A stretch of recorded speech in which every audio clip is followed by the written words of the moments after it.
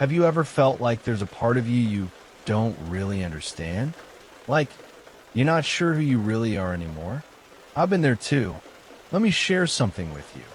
Maybe it'll help you see things a little clearer. I used to think I was just unlucky, that maybe I had some kind of hidden curse or bad karma. Because every time certain people visited me, even if it was just for a few hours, something in my life would suddenly spiral. My car would break down out of nowhere. My bank account would take a hit for some mysterious reason. Arguments with my partner would erupt over nothing.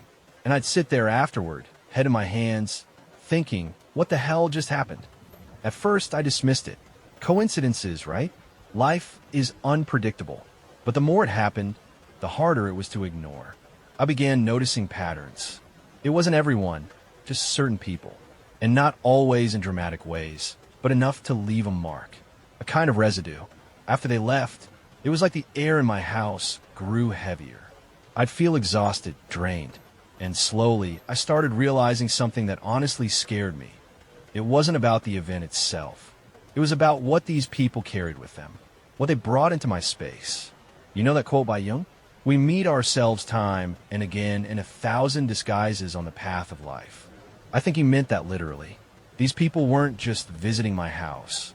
They were holding up a mirror to some part of me I wasn't ready to face. And every time I let them in, it was like opening the door to a darker version of myself. Not because they were evil or malicious, but because they carried energy that resonated with something unhealed in me. Their presence amplified what I hadn't yet dealt with. There was one moment that really shifted everything for me. My cousin, someone I hadn't seen in over a year, stopped by just to catch up. We talked, laughed, shared stories. It seemed innocent. But later that evening, I had one of the worst fights with my wife that we'd ever had. Over something trivial, and it escalated so quickly, it felt like a bomb had gone off in our living room. For the first time, she actually packed a bag and left. I remember sitting on the edge of our bed, staring at the wall, thinking, how did we go from peaceful to broken in just a few hours? I retraced my steps and couldn't shake the feeling that something shifted the moment my cousin left.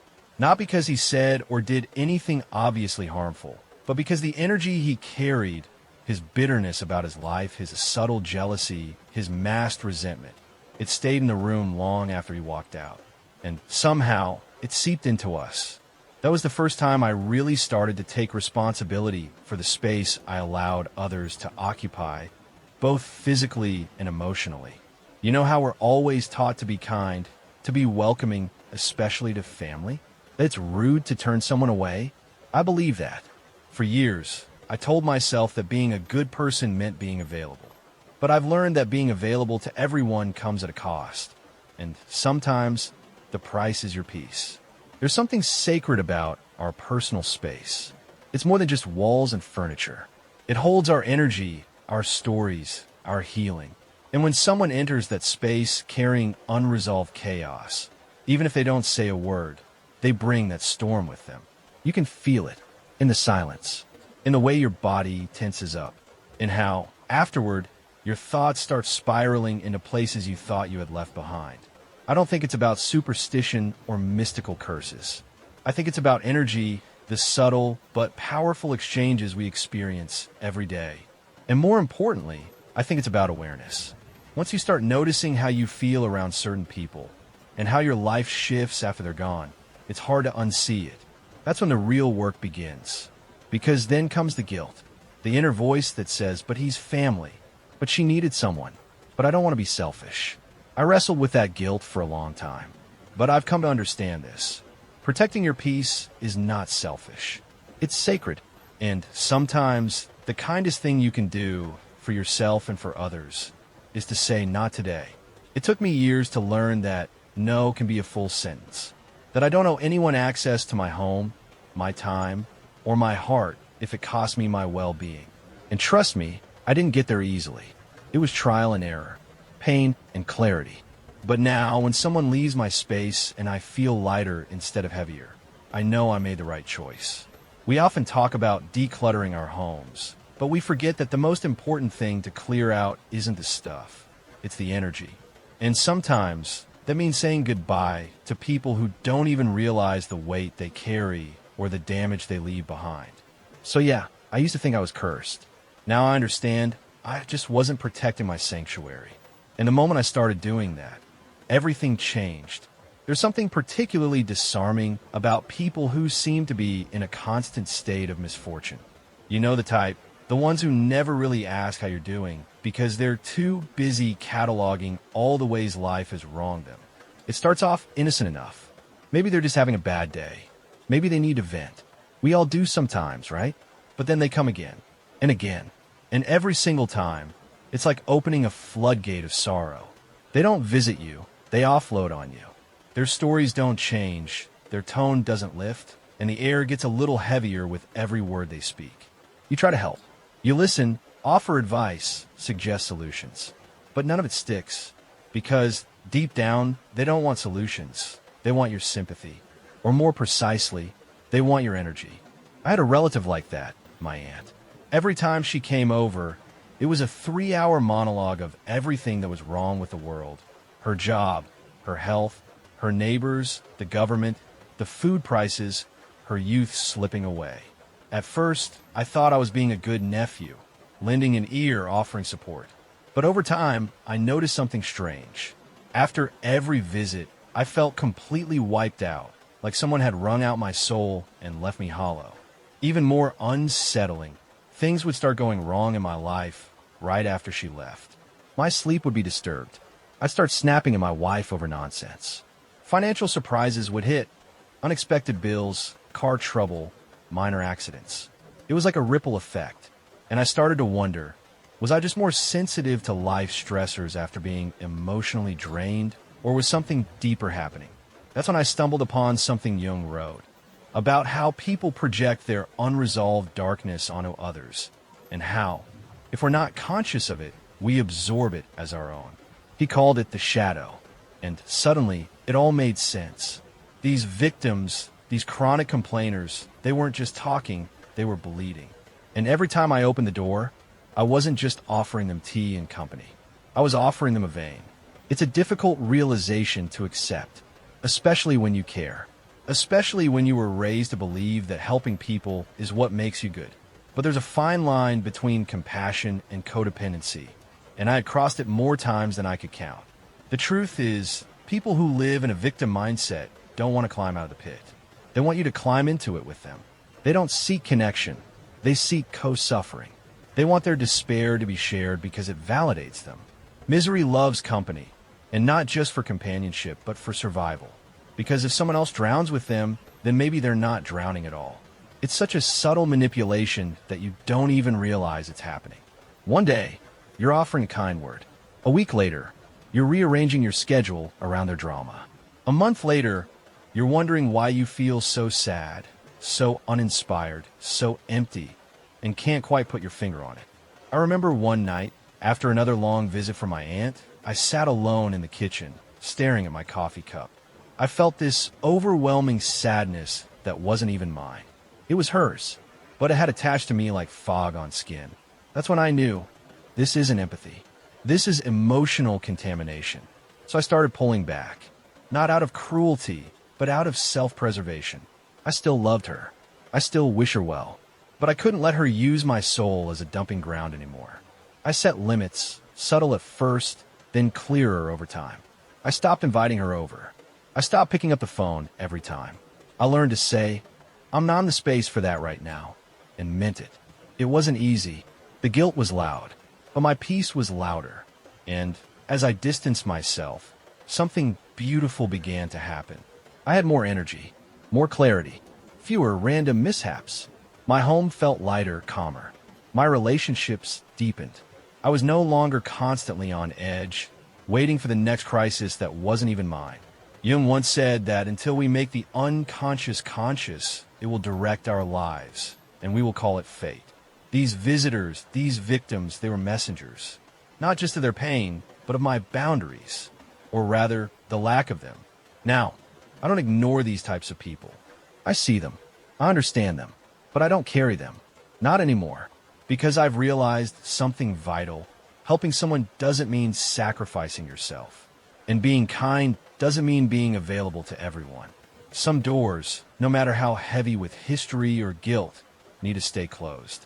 Not because you're heartless, but because you finally understand the value of your own heart. Have you ever had someone walk into your home and, without even realizing it, strip away your sense of safety, of confidence, of being okay with who you are? They don't shout. They don't insult you outright.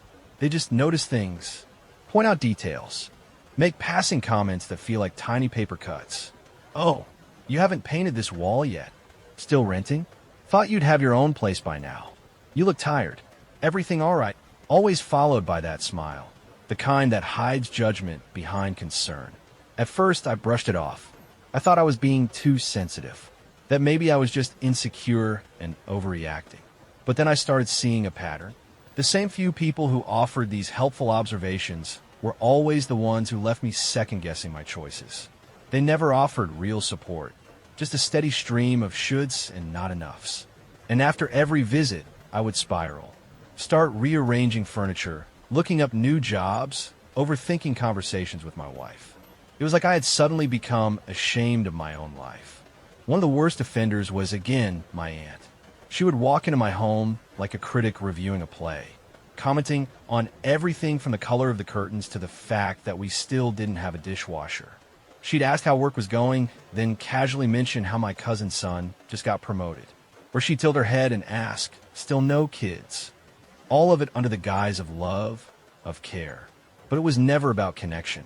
It was about comparison, about control, about pushing me into some mold she thought I should have fit into by now. That's when I started digging deeper, not just into her patterns, but into my own reaction. Why did her words have so much power over me? Why did I feel so small in her presence? And then I remembered something I'd read in Jung's work, that the people who trigger us most often reflect back the parts of ourselves we haven't made peace with. My aunt's criticisms hit a nerve not because they were true, but because they echoed the quiet doubts I hadn't yet confronted in myself. The collective unconscious, Jung's idea that society programs us with inherited ideas of success, beauty, and worth, was alive and well in my living room. And people like my aunt were just vessels for that programming. They weren't necessarily malicious. They were repeating what had been repeated to them. But that didn't make the impact any less real. So I started experimenting with something I now call the mirror pause. Whenever someone said something that stung, instead of reacting or retreating, I'd ask, is this really about me? Or is this their script playing out? 9 times out of 10, I realized they weren't thinking deeply at all. They were just parroting beliefs they'd never questioned. And I didn't need to accept any of it. One time, my aunt told me, in your age, your father already had a house and 2 kids. You're falling behind. I smiled and calmly replied, that's an interesting point. Why do you think that timeline matters so much? She blinked, stammered, changed the subject. And for the first time, I saw it. She wasn't the authority she pretended to be. She was just someone clinging to an old map in a world that had already changed. Another strategy that saved me? The phrase, thank you, but I'm comfortable with how I live. It's polite. It's firm. It leaves no room for argument. And every time I used it, I felt a little stronger, a little more like myself. I realized I didn't have to defend my life like it was on trial. My home isn't a courtroom, and these visitors aren't judges, unless I let them be. There's a strange kind of freedom that comes with no longer needing approval. It's quiet but powerful. You start decorating your home for you, not for how it'll look in someone's eyes. You stop explaining your choices and start enjoying them. And most importantly, you begin to realize that people who truly love you don't want to reshape you. They just want to sit with you, as you are. Of course, setting those boundaries wasn't always smooth. Some people pulled away. Others got offended. A few stopped visiting altogether. But in their absence, something else filled the room. Peace. And that's when I knew I wasn't losing relationships. I was clearing space for healthier ones. Jung once said, the greatest injustice we do to ourselves is to deny our own truth in favor of someone else's expectations. I carried that line with me like a shield. Every time I felt the urge to justify, to apologize, to explain my life, I'd whisper in my head. And suddenly, I'd remember, I'm not here to impress anyone. I'm here to be someone. Authentically. Fully. Freely. So if you ever find yourself doubting your worth after someone leaves your home, ask yourself, were they offering love or were they selling judgment? And did you buy it? Because your life, in all its imperfect beauty, doesn't need validation. It just needs room to breathe. There's a sacred kind of intimacy in the space we call home. It holds more than our furniture and keepsakes. It holds our moods, our memories, our routines, our most unguarded selves. It's where we cry without hiding, laugh without shame, rest without apology. And yet, so many of us allow people in who treat that space like a train station, loud, intrusive, unaware. I had a friend once, someone I grew up with. We were close, the kind of close where favors didn't need asking. So when he asked if he could crash at my place for a few nights after a breakup, I didn't hesitate. Of course, I said yes. I even made up the guest bed, stocked the fridge, and told him to make himself at home. And he did. He really did. Within a week, his new girlfriend showed up unannounced. She moved in like it was the most natural thing. Then came their dog, shedding on the couch, barking through the night. Then his friends, game nights, drinking, loud music, dirty dishes that weren't mine. It was like my apartment had turned into a hostel, and I was the invisible concierge. I tried to be patient. I told myself, he's going through a rough time. He needs support. But inside, I was unraveling. I'd wake up dreading my own mornings. I'd leave work and sit in the car outside my building just to delay going back in. My sanctuary, my space for reflection, creativity, healing, had been colonized. And the worst part? He didn't even notice. When I finally gathered the courage to say something, to gently suggest it might be time to make other arrangements, he looked genuinely hurt. I thought we were friends, he said. You can't even let me stay a little longer? That line hit me like a punch in the chest. The guilt was instant, but then something inside me, something small but firm, pushed back. What kind of friendship demands silence in exchange for loyalty? What kind of love needs you to suffer quietly just to prove you care? Jung had a term for this kind of boundary erosion. He called it the dissolution of the self, the quiet betrayal of your own needs in the name of belonging. And that's what I had done. I had let someone else's comfort swallow my own. I had made my home, my emotional haven, into a dumping ground for someone else's unresolved life. After he left, and he did eventually leave, the silence was deafening. But it wasn't empty. It was healing. It was a return. I stood in the middle of my living room and breathed. For the first time in weeks, I could hear my own thoughts again. The space felt mine, not because I owned it, but because I had claimed it. From that experience, I learned something essential. Just because someone is close to you doesn't mean they're entitled to you. Friendship, family, love, they should never be a ticket into your inner world unless they come with respect. And respect means asking, noticing, reciprocating. It means recognizing that your home is not just a place. It's a reflection of your soul. You see, some people treat your space like it's an extension of the outside world, a place to crash, to eat, to lounge. But the truth is, your home is a mirror of your boundaries. If someone walks in and ignores those boundaries, they're not just being rude, they're telling you how much or how little they value your inner life. I started paying attention after that, to who asked permission before opening the fridge, to who wiped their shoes before stepping inside, to who offered help, brought small gifts, asked how they could contribute. Those little acts, they mean so much more than people think. They say, I see you. I respect this space. I understand that it's yours, and I'm grateful to be invited in. And those who didn't, I stopped inviting them. Not out of spite, but out of clarity. I stopped explaining, stopped apologizing. If someone asked why I wasn't as available anymore, I told them the truth, gently but firmly. I told them I needed to protect my peace, that I was learning to honor myself by honoring my space. Some understood, others didn't. But what stayed with me most was how my life shifted. The more I honored my boundaries, the more I attracted people who honored them too. My home became lighter, my body more relaxed, my thoughts less cluttered. It was as if my environment finally reflected the healing I had long been chasing.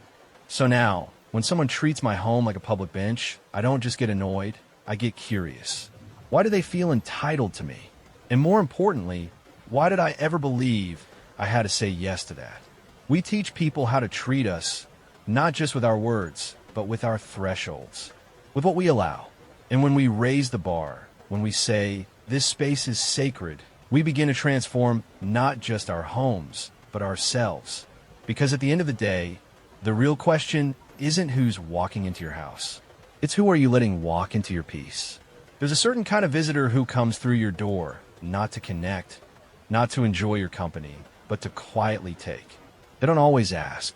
They don't always announce their intentions. But every time they leave, something feels missing. And it's not just the snacks from your kitchen or the bottle of wine you were saving. It's something subtler. Your energy, your warmth, your sense of safety. It's funny. Growing up, we were taught that being a good host meant being generous. You give without keeping count. You offer without expecting. But what no one tells you is that generosity without boundaries quickly turns into depletion. And the people who exploit that most skillfully often come disguised as family or old friends. I remember this distant cousin of mine, the kind of person you only hear from when they need something. He showed up one evening, completely unannounced, said he was just passing through. I welcomed him in, offered food, a drink, a place to rest. Within an hour, he was asking about a jacket hanging by the door. That yours? Looks brand new. Then he noticed a drill in the corner. You even use that thing? Before I could answer, he was joking about borrowing it. By the time he left the next day, he had my jacket, the drill, and $300 in his pocket I'd never see again. At first, I felt annoyed, but more than that, I felt ashamed. How could I be so naive, so easy to manipulate? But when I sat with that feeling, I realized it wasn't about the stuff. It was about the pattern. This wasn't the first time. It had happened before, in smaller ways, in quieter moments. A friend borrowing books and never returning them. A relative who always came empty-handed but left with groceries or a few bucks until payday. And I had let it happen. Again and again. Why? Because I didn't want to seem petty. Because I wanted to be liked. Because I thought saying no made me selfish. That's the trap. The emotional blackmail of obligation. Especially when it comes wrapped in phrases like we're family or come on, it's not a big deal. But here's the thing. Your home is not a charity. Your fridge is not public property. Your wallet is not a community resource. And love, real love, never requires you to betray yourself. Jung wrote that every act of pleasing others at the expense of the self feeds the shadow. That every time we silence our discomfort to avoid confrontation, we bury a little more of who we are.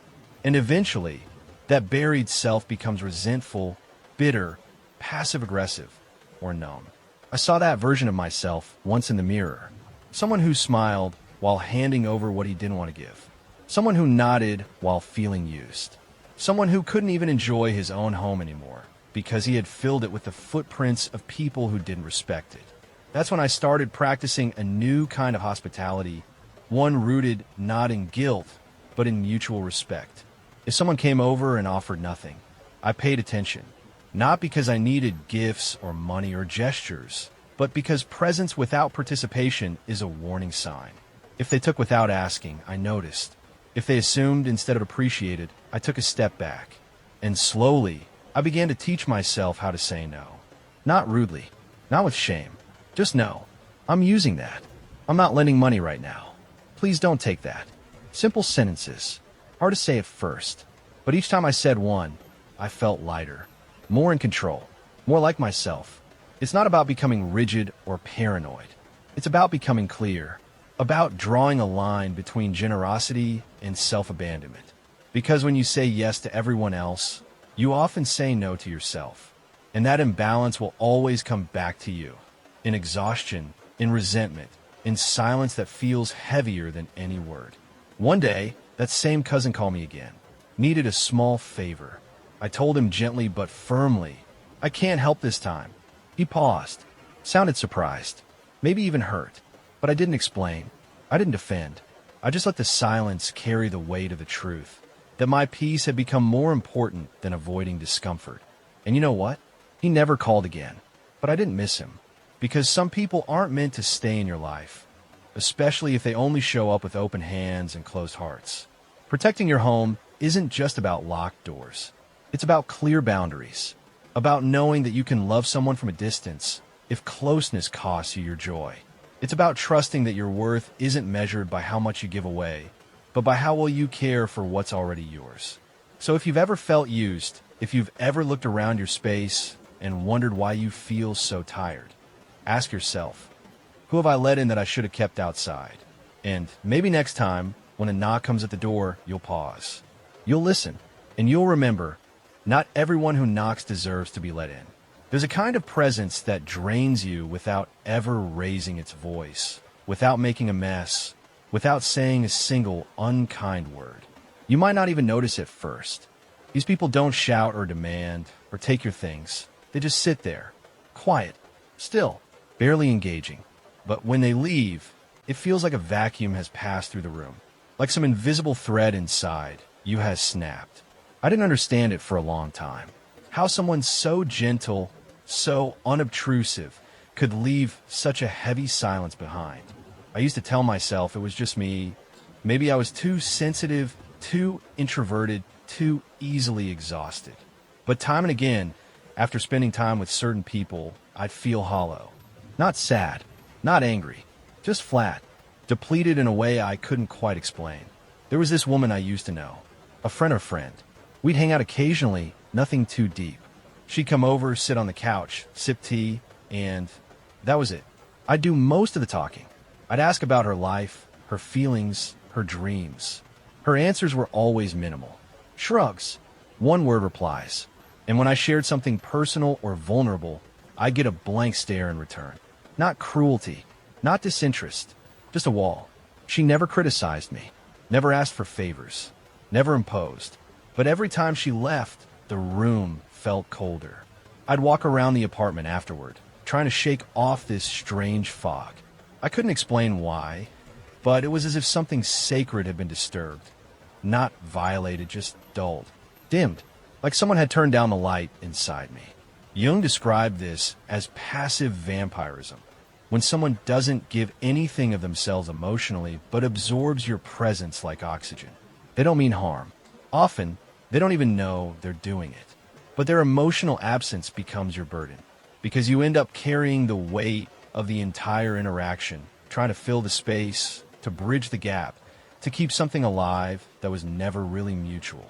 I started paying attention, noticing who left me feeling full and who left me empty. And it was shocking how often it wasn't the loud or chaotic people that drained me. It was the quiet ones. The ones who never asked questions, who never laughed with me, cried with me, reflected with me. They were just there, like furniture.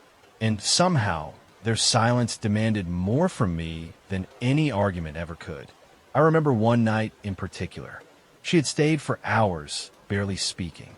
I kept the conversation going, out of habit, out of politeness, out of a desperate need to avoid the crushing silence. When she left, I sank onto the floor and cried. Not because anything had gone wrong, but because I felt so unseen, so invisible in my own home. That was the moment I realized presence isn't always a gift. Sometimes it's a withdrawal disguised as connection. So I made a quiet vow to myself. From that point on, I would measure the value of a guest not by how little trouble they caused, but by how the space felt after they left. Did I feel lighter, warmer, more myself? Or did I feel like I had just performed in a one-person play for an audience that never clapped? It wasn't about demanding fireworks from every interaction. I love quiet moments. I cherish calm. But there's a difference between peaceful silence and emotional vacancy, between stillness and apathy. And once I could feel that difference, really feel it, I stopped inviting her over. She never asked why, never reached out, just faded. And honestly, that told me everything I needed to know. These days, I'm more protective than ever of who gets to share my space. If someone doesn't ask a single question all evening, I notice. If I feel like I have to keep the energy afloat all by myself, I pay attention. If I feel emptier after connection than I did before, I step back. Because our energy, our attention, our warmth, our presence is not an infinite resource. It's sacred. And just like we wouldn't let someone repeatedly borrow money and never pay it back, we shouldn't let people borrow our presence without offering theirs in return.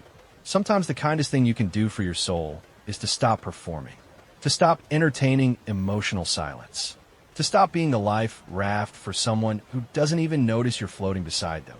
If a person never meets you halfway, emotionally, energetically, spiritually, it's okay to stop meeting them at all. You deserve connection that gives back, conversations that nourish, presence that feels like presence, not absence wearing a polite mask. And if someone disappears from your life when you stop doing all the work to keep them there, let them go. That silence, as hard as it might be, is still better than the one you carried alone. It took me years to understand that saying no wasn't an act of aggression. It was an act of love. Not just for myself, but for others too. Because when you say yes out of guilt, out of fear, out of habit, you're not giving, you're abandoning. You're handing over pieces of yourself that weren't offered freely, and each time, you grow a little smaller inside. I used to think that being a good person meant being available, that I had to say yes to dinner invitations, last-minute drop-ins, emotional unloading, lending money, giving rides, offering a couch, listening without end, especially if it came from family. But we're blood. But they need you. But you'll regret it if you don't. No one warned me that blood can bind and suffocate in the same breath. That being needed isn't the same as being respected. That love, real love, respects boundaries. And that guilt is not the compass you should use to navigate your life. I remember the first time I said no to a relative. Not with an excuse. Not with a softened version. Just no. They wanted to stay at my place for the weekend. I was exhausted. I had plans to rest, to be alone, to reconnect with myself. But for the first time, instead of folding under obligation, I simply said, I'm not hosting anyone this weekend. Silence followed. That heavy pause. That invisible weight of judgment. But I didn't explain. I didn't follow it up with apologies or justifications. And you know what happened? Nothing. The world didn't end. They found somewhere else to stay. And I had one of the most peaceful weekends of my life. It was liberating and terrifying. Because once you realize how much of your life has been shaped by trying not to disappoint others, you start to question everything. How many friendships you maintained because it was easier than letting go. How many conversations you endured just to avoid conflict. How many moments of rest you sacrificed because someone else really needed you. Jung said, the privilege of a lifetime is to become who you truly are. But how can you do that if your life is built on everyone else's expectations? I started to notice something. The more I honored my own boundaries, the more people around me revealed themselves. Some respected it, quietly nodded, maybe even thanked me for being honest. Others pushed back, hard. Guilt-tripped, questioned, accused. You've changed, they'd say, as if that were a bad thing. Well, of course I had changed. I was finally taking responsibility for my energy. I was finally protecting the parts of me that used to get walked over in the name of being nice. Here's what they don't tell you. The people who truly love you will love your no just as much as your yes. They won't punish you for needing space. They won't manipulate you into compliance. They'll trust your self-awareness. And those who can't, maybe they were never really there for you. Maybe they were there for what you could give. There's a line I carry with me now. My peace matters more than their expectations. I say it to myself when I feel that familiar tightness in my chest, that urge to say yes when I mean no. It reminds me that I am not responsible for managing other people's emotions at the expense of my own. And you know what's beautiful? When you start living this way, when you start choosing yourself, kindly but firmly, you attract a different kind of person. People who don't flinch when you set a boundary. People who say, of course, take your time, or I get it, or thanks for being honest. People who want you whole, not hollowed out. So if you're struggling with that guilt, that voice that says, but they'll be hurt, or but I owe them, ask yourself this, what do I owe myself? Because if your house, your heart, your energy, your time, if they're always open to everyone, then where do you go to rest? Learning to say no without shame has been one of the most healing things I've ever done. It's not about building walls. It's about building a life where your yes actually means something, because it's real. Because it's not driven by fear or pressure, but by truth. So here's my truth. I love my peace. I love my space. I love the version of myself that feels free, not cornered. And every time I honor that, I come home to myself more deeply, more fully. Because sometimes the most loving thing you can say to others, to the world, to your past, is simply, no, not today, not anymore. If this felt meaningful to you, it might mean something to someone else too. So hit like, leave a comment, or subscribe. That's how YouTube knows to share with others. Maybe together, we can help someone see things a little differently.